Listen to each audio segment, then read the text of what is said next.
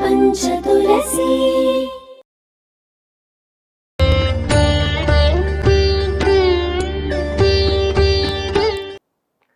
கீசு கீசென்றெங்கும் மானை சாத்தன் కలందు పేసిన పేచ్చరవం కేట్టిలయో పేయి పెన్నే అని అంటుంది గోదాదేవి. అదే విషయం. కీసి కీసెండ్రెంగుం, భరద్వాజ పక్షి అని ఒక పక్షి, అది కీచి కీచి కీచి కీచి అంటుందంట. అది కీచి కీచి అనేది ఎలా ఉందంటే కృష్ణ కృష్ణ అనడానికి ఏదో ప్రయత్నం చేస్తున్నట్టుంది. కీచి కీచెంగెంగం మానై చాత్తన్, అలా అవి కూడా హరికథ గానం చేయడానికి ప్రయత్నిస్తున్నాయి అని అంటుంది. ఈ విషయము మనకి ఇంతకు ముందే ఉన్నాయి. అయోధ్య గురించి చెప్పేటప్పుడు ఉపవన శుక బృందైర్ ఉఘ్రనభిస్త్రివేదీం అని అంటారు వేదాంత దేశంలో. అయోధ్యలో అంట శుక బృందై, చాలా చిలకలన్నీ ఉన్నాయంట చెట్లలో, అవన్నీ వేదం మాట్లాడుతున్నాయి. అవి మాట్లాడితే వేదఘోషలా ఉంది. ఎందుకు? చిలకలన్నీ మనుషులు చెప్పేవే చెబుతాయి కదా. అయోధ్యలో ఎక్కడ చూసినా వేదాధ్యయనం చేస్తున్నారు కాబట్టి అవి విని విని విని చిలుకలు కూడా వేదం చెబుతుంది. ఉపవన శుక బృందైర్ ఉద్ఘ్రనద్భిస్త్రివేదీం, 3 వేదాలు చెప్తున్నాయంట అయోధ్యలో చిలకలన్నీ. అలానే తిరుప్పాణాళ్వారు కూడా అంటున్నారు, మధురమా వండు పాడ మామయిలాడ அரங்கத்தம்மான் நின் తిరువయిట్రుదర బంధం உள்ளத்தில் నిன்று ఉలాగిన్నదే అని అంటున్నారు. అంటే మధురమామండు పాడ మామయిలాడ, ఈ దీనికి వ్యాఖ్యానం ఏంటంటే, అంటే శ్రీరంగం గుడి ముందు ఆ కోయిల్, ఆయన ముందు పక్షులన్నీ గానం చేస్తున్నాయి. కోయిలలు అంటే కోయిలలు కాదు, మన నెమలి నాట్యం చేస్తోంది అంటున్నారు. దీనికి అర్థం ఏంటి అని వేదాంతేశకుల వారు మునివాహన భోగం అని దానికి వ్యాఖ్యానం రాసినప్పుడు దానిలో చెప్తున్నారు. ఏమంటున్నారంటే ఆశ్చర్యంగా, రావణవధం పన్ని వీరలక్ష్మి ఉడనే நின்ற அழகை கண்டு பிரம்மாதிகள் ஸ்தோத்திரம் பண்ண, அப்சரஸ்ஸுகள் மங்கள நிறுத்தம் பண்ண,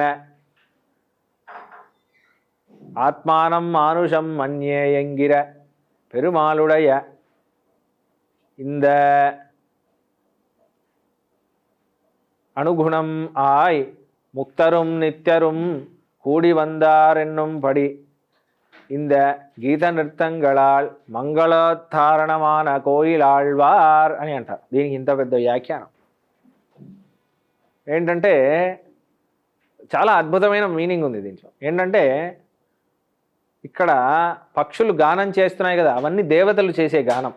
తుంబురు నారదాదులు, దేవతలు, గంధర్వులు వాళ్ళు చేసే గానం అది. మరి ఈ నెమలు నాట్యం చేస్తున్నాయి అంటే అప్సరస్సులు నాట్యం చేస్తున్నాయి.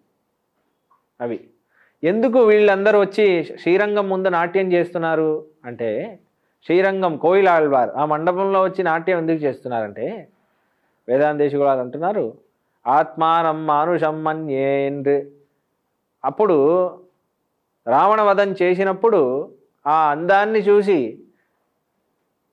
దేవతలందరూ స్తోత్రం చేశారు. ఆహా ప్రభో శ్రీమన్నారాయణ అలా ఇలా స్తోత్రం చేశారు.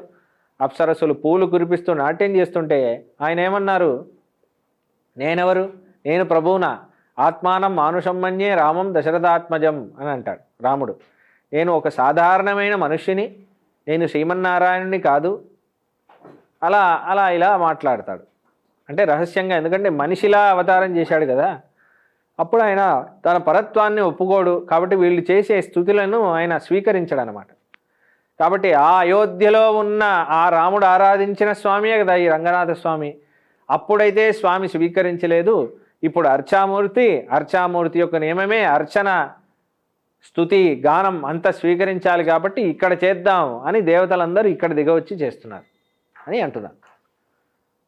గీత నృత్యంగళాలే మంగళోత్తారణమాన కోయిలాళ్వార్ అని అంటున్నారు.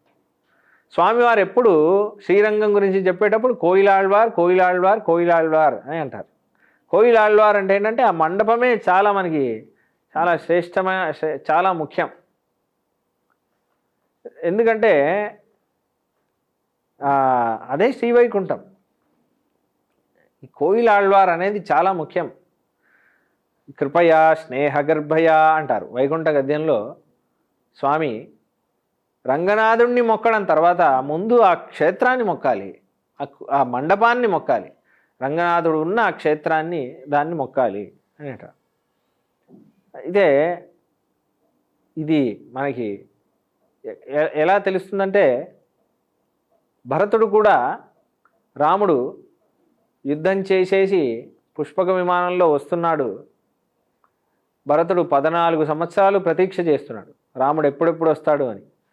రాముడు వచ్చేస్తున్నాడు అని ఆంజనేయ స్వామి వచ్చి చెబుతారు. అవునా అని 1000 కళ్ళతో ఎదురు చూస్తూ ఉంటాడు భరతుడు.